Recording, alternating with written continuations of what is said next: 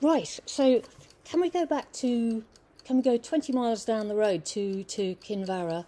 And we're also going back to 1953, and we're outside walking along, and there's a discussion going on. A group of people are meeting each other who've never met before, and there's a little family from Kinvara, including an 8-year-old girl, and they're talking to someone who's there who's not from Galway and not from the country, in fact. And the 8-year-old girl explains to this man that the people that she's really worried about are the Normans. And what I take from this conversation is that when this little girl maybe didn't finish eating her breakfast, something like that, her mother would say, "Finish your breakfast. If you don't, the Normans will get you." And the man turned out to be, although he never introduced himself to them, quite a big shot historian in Britain, a philosopher historian called Michael Oakeshott, and he was also an external examiner at University College Dublin. And when he went back after from his holiday in the West, he was going back to London, he went via Dublin, where he was talking to his friend and fellow academic, Professor Robert Dudley Edwards, and he told him about the story about the small girl from Kinvara. And Dudley, as he's generally known, he was so intrigued by this that he wrote it down in his journal, which is how I know about it. And 3 years later, we had, in 1956, the publication of the book The Great Famine. It's linked in a way to the little girl from Kinvara, because the little girl from Kinvara was giving Dudley an insight into a kind of history that he didn't know about. He had written about Connacht and the threat of the Anglo-Normans up until 1224 in the second edition of Irish Historical Studies, which all professional historians started to use then and would still be using, I believe. And but he didn't know the actual fear of this little girl at night, nightmares, looking out there onto Kinvara port. Would the Anglo-Normans come in? Despite World War II and everything that happened before then, the famine, everything, these were the people that she feared. So when Dudley was editor of this book, the Great Famine, and it was the first. It was Dudley and Eamon de Valera. Eamon de Valera commissioned it from Dudley and his team, and because we had the first records from the famine coming out then, and this would be the first analysis by a group of 9 historians actually to the country about what had actually happened, the factual records. Half of that book is social history. And there are 7 chapters, and the 7th is the kind of history that the small girl from Kinvara would have understood, and it's the sort of history that we all understand it too, because it's talking about the famine in public memory. So it was written by Roger McHugh, who was from the English department in UCD, and I'll just tell you one tale from it, and you'll know even before I get near the end what's happening. It's so familiar. So there was a farmer's wife during the famine, and she gave some milk to a starving woman and her 2 starving children. And her husband then arrives, the farmer, and he's angry with her and anguished, because you know what that means. To give away milk in the famine meant that you yourself could be dead a couple of days later. And then they go back into the cowshed, and you'll know this bit, and they look at the milk churns and they're full. So this was the kind of story that had come through the public history. And Dudley had been convinced enough by the kind of argument that the small girl from Kinvara was putting to deem that important enough to take up a 7th of this huge, important book about the famine. And it was a very important book. 30 years later, one of the social historians here was studying that book still, as he started on social history for his PhD, and then went on. He developed afterwards into the developing area of employment history. That's Dr. John Cunningham, who's sitting in the back there, and was telling me when I interviewed him for my book about Dudley, about how it still stood up 3 decades later. And also in the book, actually, is there's a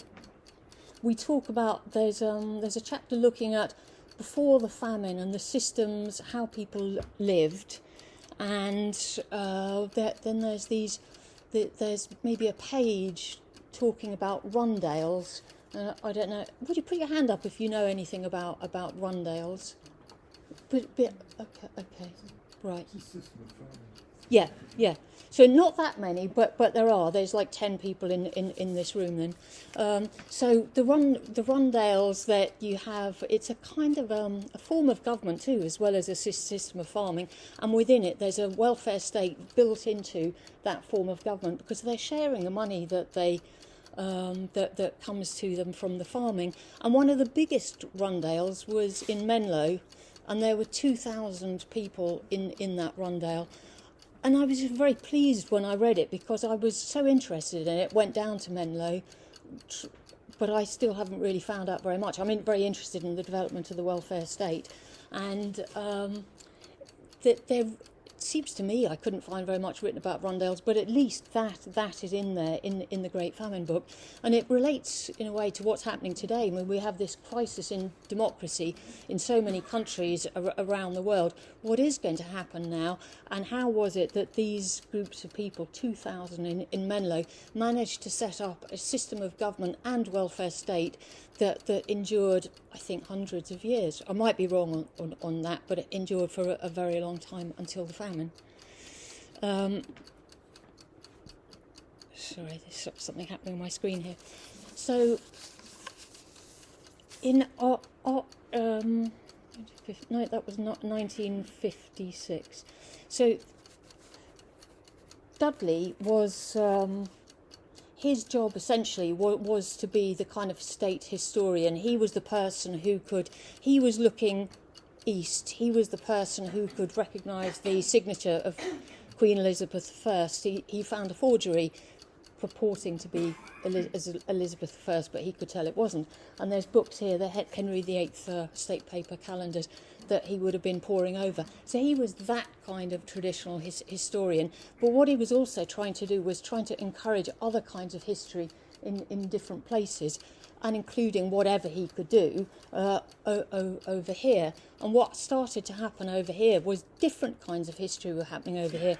If Dudley was looking east to London, over here we had this very interesting development of looking west across the Atlantic, next stop Boston, and we had this fascinating school of history that is still has even more implications today, which was developed by a collaborator of Dudley's, David Quinn, and then, very interestingly, by Professor Nicholas Canny here, which is looking at the plantation system in Ireland as the model that the Elizabethan voyagers then worked on a bit and took with them to America so that they could set up plantations there and slavery there.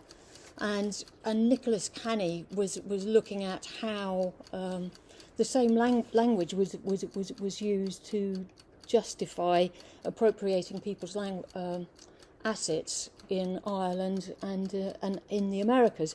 And I think it'd be very interesting to know what Nicholas Canny thinks now about the kind of language that Donald Trump is using when he talks about that nice piece of real estate, which is Gaza.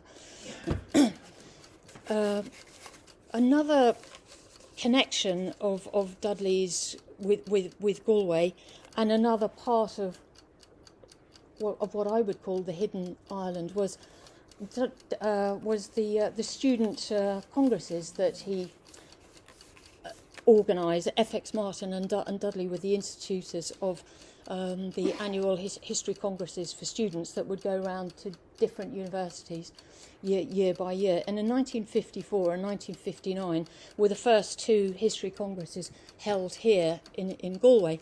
And Dudley worked very closely with Sheila Kennedy and they were absolutely of one mind as to how to organise these congresses, because the important thing was to let the students do it, and Dudley and Sheila were running around in the background just chairing a session here and there, because the 21-year-olds and 22-year-olds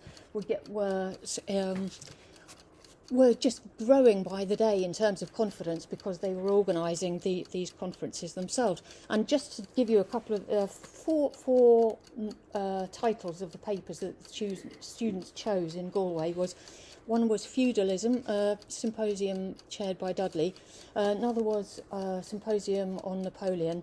Then there was Dante as a historical figure, and then there was Islam and the effect on medieval Europe, and that one was chaired by Sheila Kennedy. But just think of that for a minute. I don't know if that was 54 or 59. Those students then, how prescient they were, how interested they were in the world outside. That talk could be given next week and we'd all go along, because we know Islam is having a big effect. You know, there they were ahead of their time. And then we'll just go on. I can see time is marching on. 1961, there was a talk here, right here in the university. Hugh Trevor Roper, who was in some ways Dudley's counterpart. They were both, I suppose, safeguarding the history and the culture in the countries that they were from. And Hugh Trevor Roper was the British historian, very anti-Catholic. He was the one who proved, as most people will know, that Hitler actually was dead in the bunker in 1945, 1946. But he came over here and gave this very anti-Catholic speech, probably just a few metres from where we are, talking about 17th century society and religion, and then was strangely surprised that the audience wasn't very enthusiastic. And he was so surprised that even 6 years later he was writing about it and saying that there were priests and nuns in the audience who gave a somewhat unenthusiastic, and if I may say so, a somewhat uncritical response to my speech. Dudley wasn't here, although he'd helped organise that conference. 2 years later, Dudley was in Dublin when Hugh Trevor Roper came to visit again and was giving a similar speech, and Dudley had the confidence, partly because of what the nuns and the priests here had done in their whatever, slow clapping or whatever, to be rude to Hugh Trevor Roper, which is not what you want to do to a visiting professor, but sometimes you need to do. And he accused him of being a hangover from an earlier era, and this was really important, because you can't have history which is biased. What sort of history is biased? I'll quickly just run through the end bit, which is Dudley asked you, could he speak to you, in 1969, and he came, Dr. Harris, to speak to the GAHS about archives, the need for archives, because then if you've got archives, you can base history on the facts, and not on myth or prejudice, and you gave him a hearing, and it was then that we had the breakthrough. UCD agreed to allow Dudley to set up a repository of archives.